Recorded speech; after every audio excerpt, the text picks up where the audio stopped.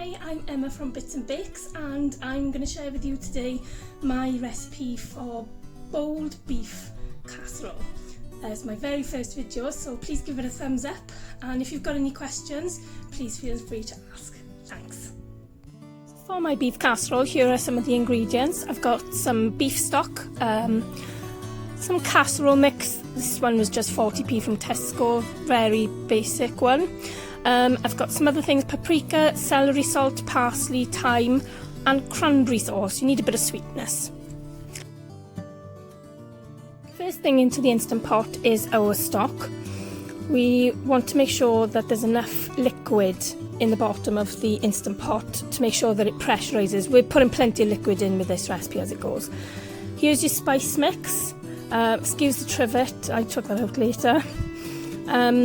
We then add cranberry sauce. I would say 2 tablespoons. You do need a bit of sweetness because this is quite a punchy, strong flavoured casserole. Here's the veg mix that I use. You can use whatever veg you want. This is a chef's base, which is available in Tesco. I nearly always buy these reduced and put them in the freezer. I would recommend you add in extra carrot, which I didn't do on this occasion, but most definitely. Mushrooms, lovely, any ones that you prefer. For the beef, this packet, as you can see, is only really about 400 grams, but I prefer to use much more than this.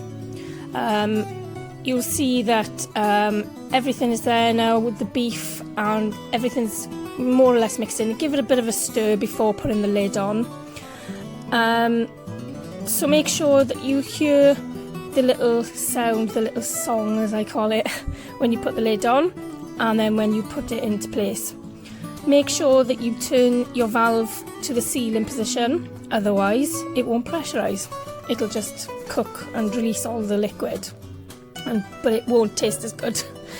Then you want to put your pressure cook button and put it onto the meat option, which mine is at 40. You may need to adjust yours, that's fine.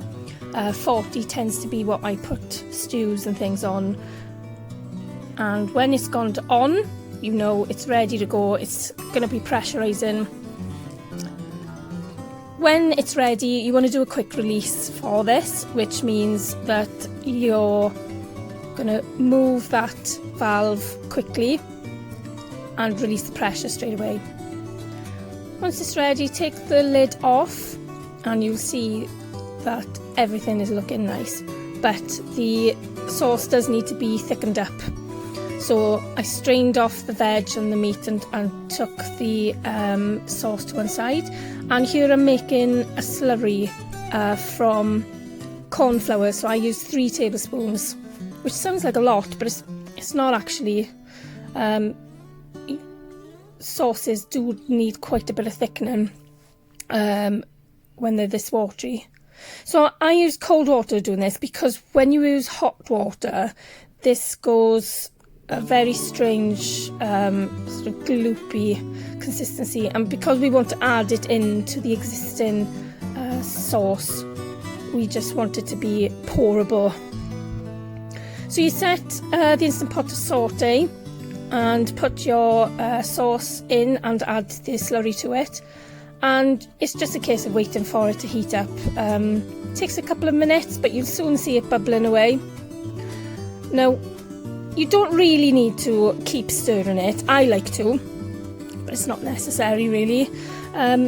You want to wait until it's thickened for quite a bit before turning the saute section off. Before it gets to a very rapid boil, you want to skim off any bits that collect around the sides if you can, because by the time it comes to the boil properly, or fast boil, you won't be able to do this. It'll just all be together.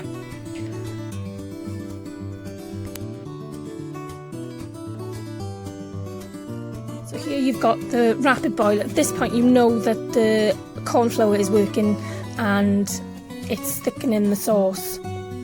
It will take several minutes to actually reduce and thicken, So just leave it do its work.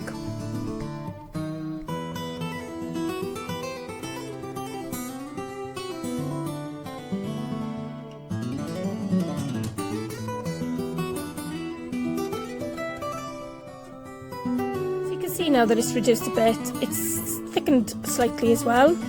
You do it to whatever consistency you prefer. Some people don't even like to thicken the sauce, and that's fine.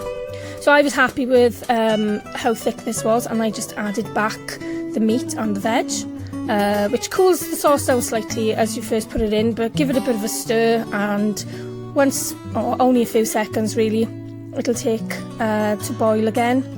And then it's ready for serving.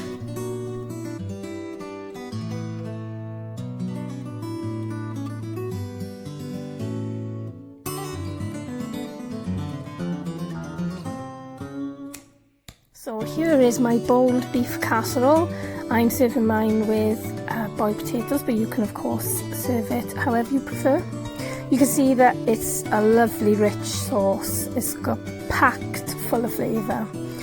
So if you like this recipe, this is my first video ever, I'd appreciate a thumbs up and let me know what you think.